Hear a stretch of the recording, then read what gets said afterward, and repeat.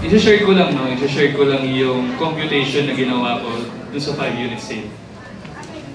May computation kasi akong ginagawa usually. So, ito lang naman siya. Family plus God equals purpose.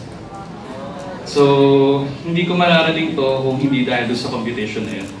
And napakasarap, no? Napakasarap na maramdaman na unti-unting nagmamaterialize lahat ng mga plano natin. And, ayun, na-overwhelmed ako, sorry. Ayun lang, God is the plan, totoo. And I want you to be, your family is your foundation. No? Sa lahat ng ginagawa natin sa buhay, lagi nating sa puso, mahalin natin yung ginagawa natin.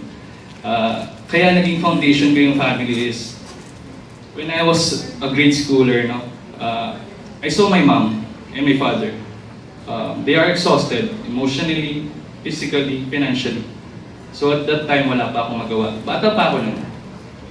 And that time, it's different. Sabi ko, kailangan kong putulin yung kahirapan namin. Hindi po ako galing sa mayamang pamilya.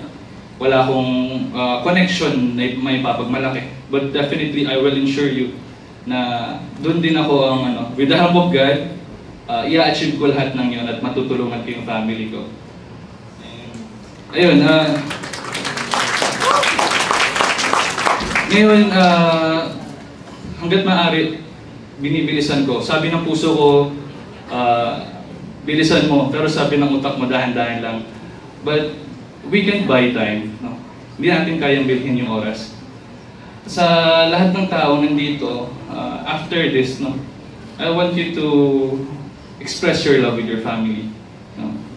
Natandaan nyo ba nung mga bata pa tayo, na pinapalo tayo ng magulang natin, dinidisiplina tayo sa mga araw-araw na ginagawa natin sa buhay. Pinipilit nila tayong sumabay sa pagkainan. Lahat ng nangyari pala na yun, dapat pala sinulit natin. Dapat pala sinulit natin kasi nitong tumanda na tayo, hindi na natin magagawa. Usually, kailangan pa natin ng appointment, mabilib para makasama sila. Make time. Make time. Kahit simpleng I love you, mapa, I love you.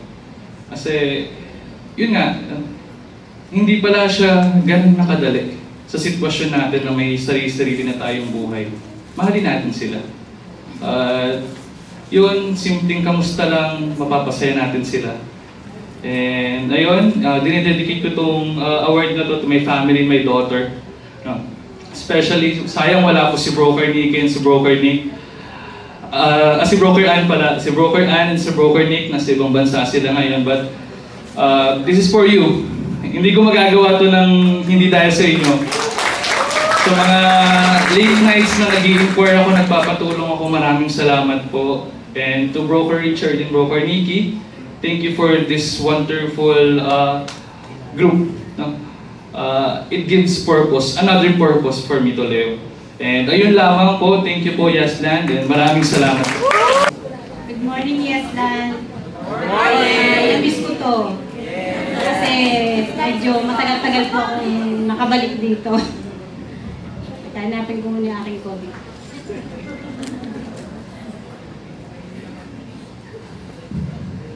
Kasi hindi po nakakaalam, 9 months po akong walang benta. Medyo mahirap po, pero pinagtiyagaan. Sa sobrang tagal. Matagal po ba? Sobrang tagal. Pero dahil may pangarap akong gustong maabot, hindi ako tumigil. Kausap dito, kausap doon.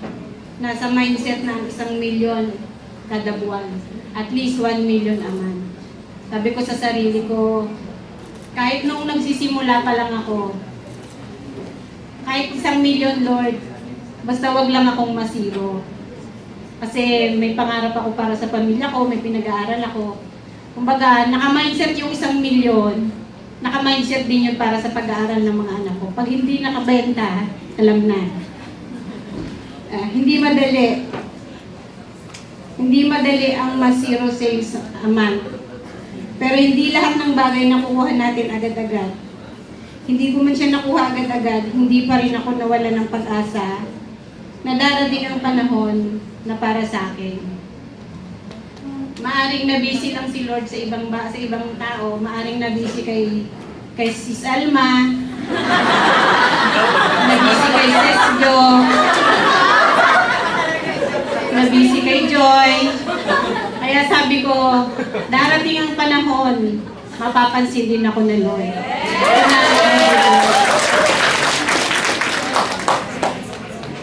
Ang benta ko po ay isang unit lang. Sa privado homes po yun. Sa Binyan, Barangay San Francisco, Binyan. Nabenta ko po siya sa loob ng 9 months na wala akong benta. Noon lang po ako nakabenta na worth 11.5 million. That is good, di ba po? Kasi ang goal ko at least 1 million a month. Pero sa 9 months na wala akong benta, binigyan niya ako ng 11 million. May pasobra ka. Kaya sabi ko, hindi ako magsasawang maghintay. Kahit doon sa loob ng 9 months, so hindi po nakakaalam, hindi po ako sanay ng walang benta buwan-buwan. Pag nawalan ako ng benta sa loob ng 1-2 buwan, malungkot po ako. Pero ngayon ko lang naranasan yung 9 months, pero hindi po ako nawalan ng pag-asa. Naghintay ako, alam kong darating ang para sa akin. Yung benta ko pong yun, masyadong mahaba ang kwento, kung ikukwento ko. 5 years in the making yung benta kong yun. Nakausap ko siya una, ang akala ko 4 years lang. Sabi niya, Ma'am Lisa, 5 years. Kasi una ko siyang nakausap, 2019 pa. Estudyante pa lang siya, ngayon doktor na. Kaya sabi ko sa sarili ko, siguro maganda ang naitanim ko sa kanya sa unang pagkikita namin. Kasi kung hindi maganda yung naitanim ko sa kanya, hindi niya ako hahanapin after 5 years. Kaya sabi ko, okay na din. At least, bago natapos ang taon, nabigyan ko siya ng magandang pamasko. Nabigyan ko ng magandang pamasko ang pamilya niya. Ayun. Advice ko lang po, huwag mainip. Kasi yun lang po talaga ang ginawa ko. Hindi talaga ako, sabi ko sa sarili ko, wala akong benta ngayon, walang benta nung last month. Siguro next month na yun. Yun, sabi ko nga, Lord, pamasko naman, no? Sabi ko kasi, nung nag-birthday ako ng November, sabi ko, Lord, pa-birthday naman. Yung pala sabi ni Lord, sa Pasko na ako lulubusin. Pamasko at pa-birthday. Kaya ito, yung paghihintay ko, nasulit naman. Kaya, thank you, Lord. Matuto lang tayong maghintay. Siyempre, magdasal, samahan ng dasal. Focus. Kahit ako walang benta sa loob ng 9 months, hindi ako nawawala sa focus. Alam ni Broker Richard yan, marami akong nasunog sa ads, pero talagang may panapanahon. Kasi nga nakafocus siya kay Joe.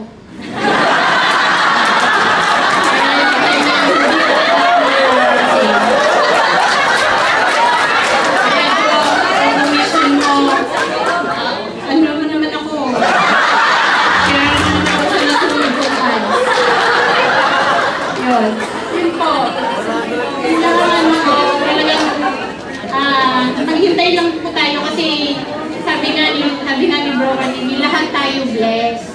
Maaaring may kanya-kanya lang tayong panahon, hindi pa lang natatapat ang para sa atin. Basta tuloy-tuloy lang, walang titigil, pwedeng mamahinga. Yun lang po. Once again, I'm Lisa Artigo from Team Manchester.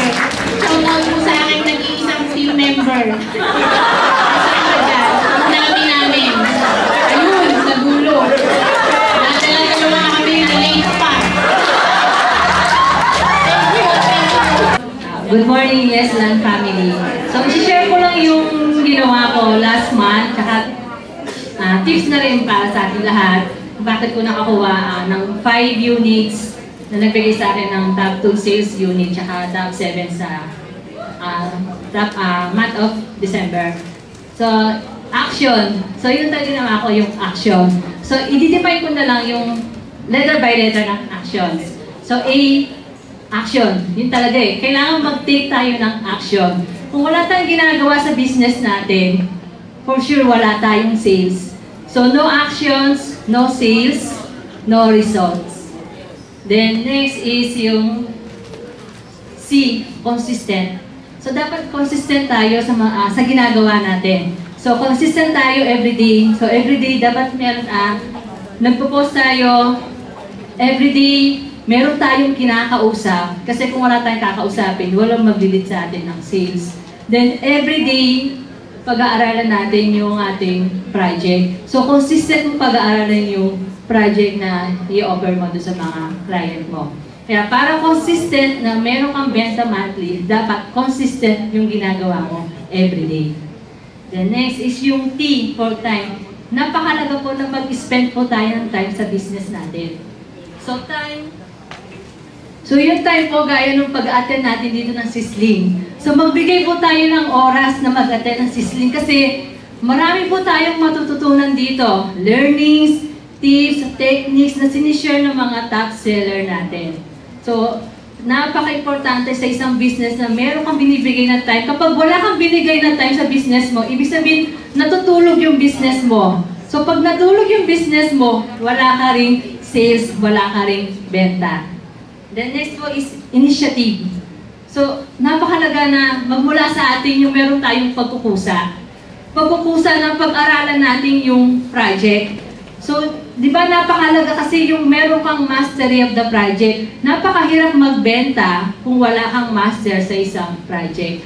So, once na discuss mo or na-present mo ng mabuti, ng maayos, yung project sa isang client at nasagot mo yung mga katanungan niya, yung pa lang, nabibuild mo na yung trust mo kay client. The next is yung O. So ano ba yung O? Observe. So maging observant po tayo. Observe po natin, ano ba yung ginagawa ng mga nakakabenta dito sa Yesland? Ano ba yung ginagawa ng mga top seller natin?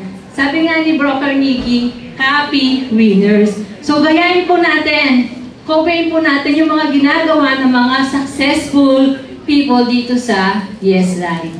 Then, lastly is yung N. So, yun yung N para this year, para sa atin lahat, yung New Year. So, share ko din yung sinabi ni Broker Nikki. So, New Year, new me. New Year, new habits. New Year, dream again. So, Yesland family, let's dream again this 2025. Then, above all, ang sentro ng lahat naman to talaga si Lord eh. Kung wala si Lord sa buhay natin, kung wala si Lord sa puso natin, wala tayo dito sa Yesland. Hindi natin magagawa lahat ng gusto natin, lahat ng pangarap natin. Yun lang po, thank you. Happy New Year! Yesland family!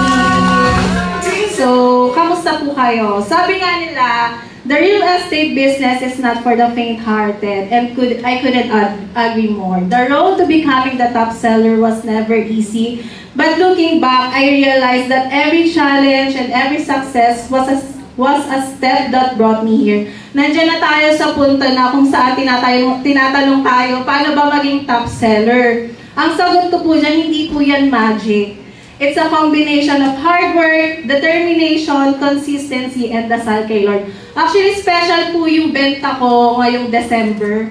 So, yun po yung reason kung bakit ako nag-top 2. Di ba, December po. So, alam naman natin na busy na yung mga tao, andyan na yung kaliwaang event. So, ang ginawa ko, nag-stop ads po ako. So, lahat po ng sales ko from ads po yun, except nung December. Mostly po ng December sales ko is from referral na po yun. So, nakakatuwa, na-appreciate ko po yun kasi parang nafe-feel ko na na-appreciate at nagugustuhan din ng mga clients ko kung paano ako magtrabaho and kung paano ko sila i-assist. So, napakalaking bagay pala sa part ng real estate or sa pagiging seller natin yung magkaroon tayo ng referral. Kasi doon natin parang may paid back kasi yun sa atin na parang mas gagalingan ko pa para soon mas marami pa yung referral na dumating sa atin. So, ayun lang po. Gusto ko lang i-share na New Year, same me, bebenta pa rin. That's all. Thank you. So, good morning. As a salesperson, para sa akin, kapag may kausap ako, opportunity na yon, lalo na kapag yung napalagay na yung loob nila sa akin. Kasi for me, every interaction is an opportunity to build trust. And magka-create na yun ng lasting impression. Ito yung isa sa strategies na normal na yatang lumalabas sa akin or parang na normal na nakikreate sa akin kasi during each conversation sa mga clients ko. Siguro sa akin, likas na talaga sa akin yung pagiging friendly ko. Though I don't know din sa iba kung akala nila medyo snob ako or suplada. Baka malabo lang talaga mata ko. Minsan, kalabitin niyo ako, sasagot ako sa inyo. So, bakit ko nasabing lasting impression? Dahil posible na ang mga clients nyo, magre-refer yan ng mga future home buyers. Kasi karamihan sa kanila, gusto nila, kapitbahay nila ka ng mga friends, ang kanilang mga kapamilya, kapuso, ganyan. So, take note, paano kung 4 silang magkakapatid? At lahat yun, future home buyers. O, di ba? Pwede ba yun? Posible ba yun? Posible! Dahil proven for me. Sa maniwala kayo't sa hindi, yung December sales ko ay magkapatid. Advice ko lang sa inyo, napaka-importante ang makapag-build ng trust. Be nice.